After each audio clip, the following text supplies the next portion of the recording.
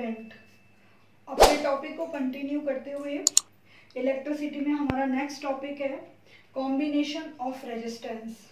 जो मैंने आपको रेजिस्टेंस पढ़ाया था, यानी वो प्रॉपर्टी ऑफ कंडक्टर वायर जिससे कंट्रोल करंट होती है, आपके लिए कंट्रोल हो रही होती है, वो दो पार्ट्स में डिवाइड होता है।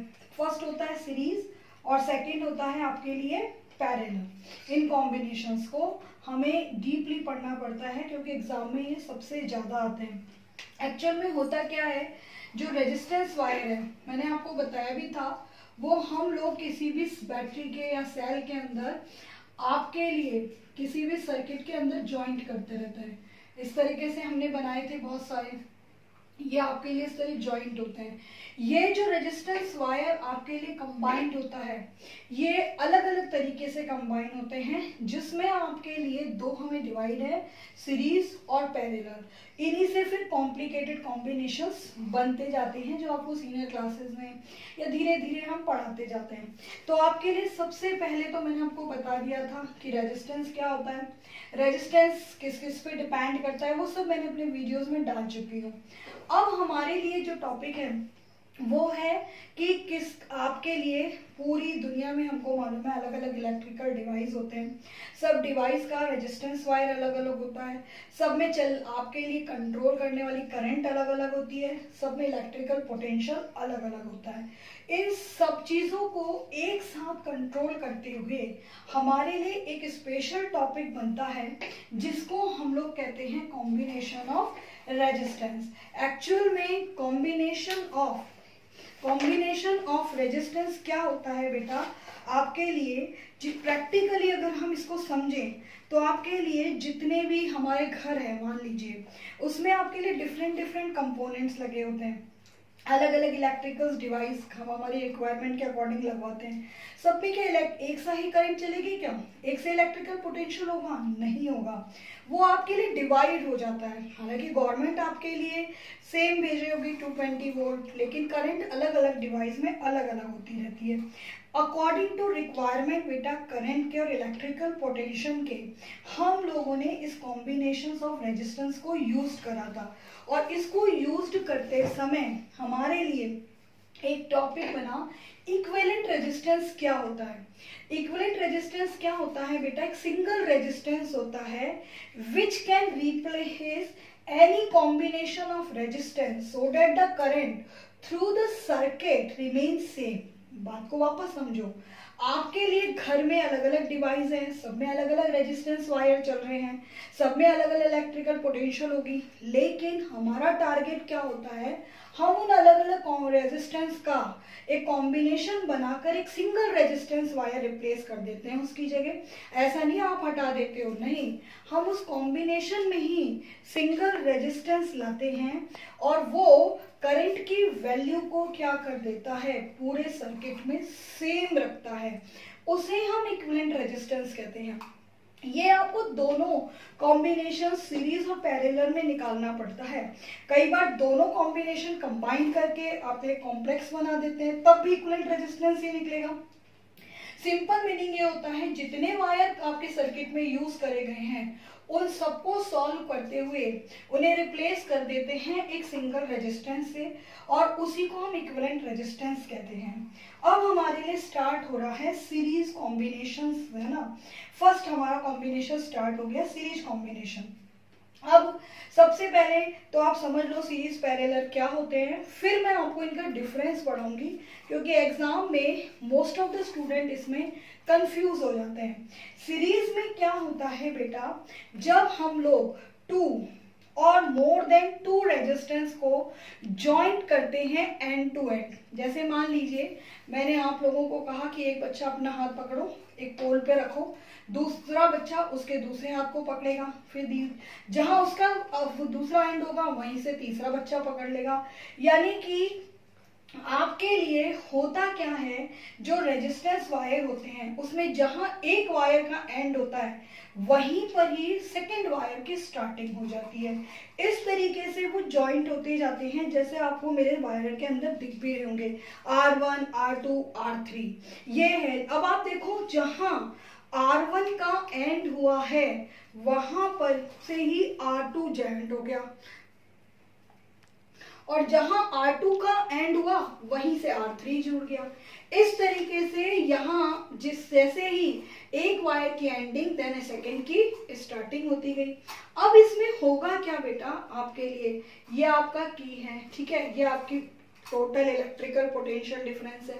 अब इसमें क्या होगा आपके लिए, जब वायर को हम सीरीज के अंदर कनेक्ट करेंगे तो जो इक्विवेलेंट रेजिस्टेंस निकलेगा, यानी जो हमारी ये 3 रेजिस्टेंस वायर हैं उसकी जगह हम लोग एक सिंगल रेजिस्टेंस वायर जब लाएंगे, यानी जब हम इक्विवेलेंट रेजिस्टेंस हम निकालेंगे उसका, तो वो उन तीनों के सम के बराबर होगा। वापस बता रही हूं, when a number of resistors are connected in series, their equivalent resistance is equal sum of the individual resistance।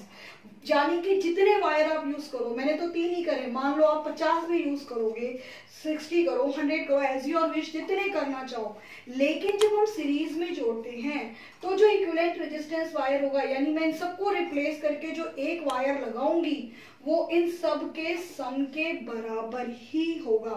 कहने का मतलब क्या होता है, सीरीज में इक्विवेलेंट रेजिस्टेंस वायर जो है उसका रेजिस्टेंस यूज जितने इंडिविजुअल रेजिस्टेंस वायर हैं उन सब से ज्यादा आएगा। जैसे मैंने यहाँ 2 और यहाँ 3 ले लिया, यहाँ पे 3 ले लिया, तो जो मैं यहाँ रिप्लेस करके इक्विवेलेंट वायर लगाऊंगी वो जो इक्विवेलेंट रेजिस्टेंस वायर होगा उसका सम होगा, तो यानी कि इसका रेजिस्टेंस सबसे ज्यादा होगा। कितना आ जाएगा, 8 ओम आ जाएगा।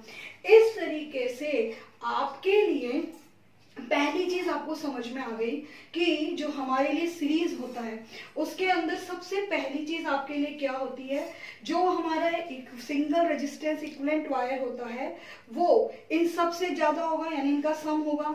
दूसरी चीज बेटा क्या होती है, जो सबसे ज्यादा बच्चे कंफ्यूज होते हैं, लेकिन कुछ मेरे इंटेलिजेंट बच्चे होते हैं वो पहचान लेते हैं, इसमें हमारे लिए क्या होता है, हमेशा बेटा आपके लिए सेकेंड चीज क्या होती है, करंट की जो वैल्यू होती है वो हमेशा सेम रहती है। हर सर्किट में करंट की वैल्यू सेम रहेगी। अगर इसमें अगर मान लीजिए 1 ओम चल रही है तो इसमें भी 1 ओम, इसमें भी 1 ओम, इसमें भी 1 ओम, लेकिन इसमें कौन सी चीज चेंज हो जाएगी, आपके लिए हमेशा करंट की वैल्यू इसके अंदर कैसी रहती है, सेम वैल्यू। लेकिन बेटा इसमें एक चीज होती है जो आपके लिए चेंज हो जाती है, और वो कौन सी चीज होती है, आपके लिए होता है electrical potential difference.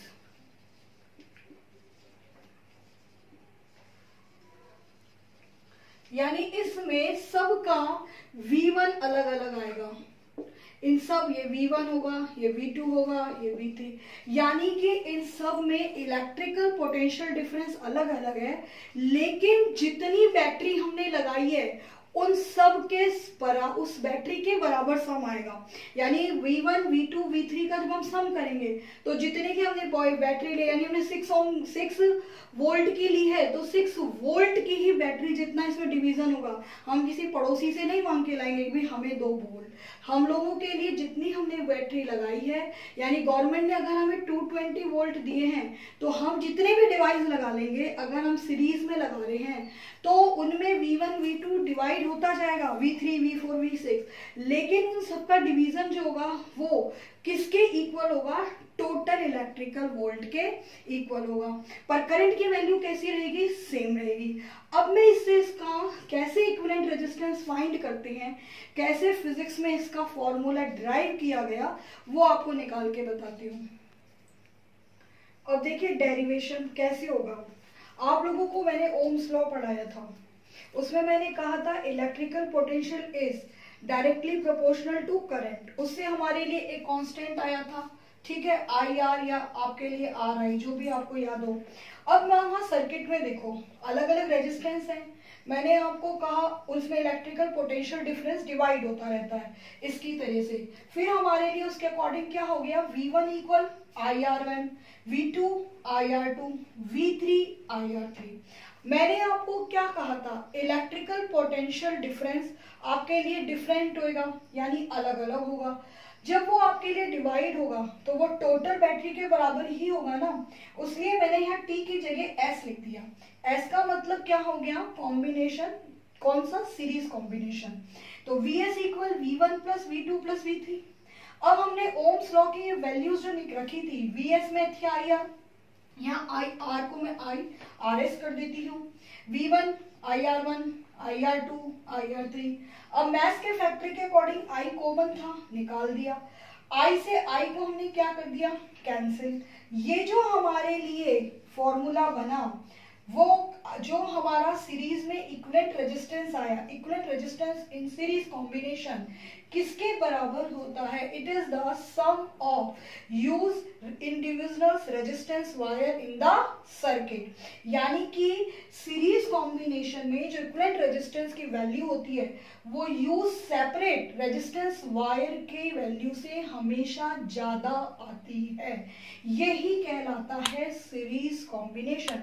Series combination में बस दो ही चीज याद रखना बच्चों, अगर नहीं तो न्यूमेरिकल में गलती कर जाओगे। पहली चीज, उसमें हमेशा करंट की जो वैल्यू होती है, करंट की वैल्यू कैसी रहेगी, सेम। और कौन सी चीज चेंज होती रहेगी, इलेक्ट्रिकल पोटेंशियल डिफरेंस क्या होता रहता है, आपके लिए चेंज होता रहता है। इसी के साथ सीरीज कॉम्बिनेशन कंप्लीट होता है।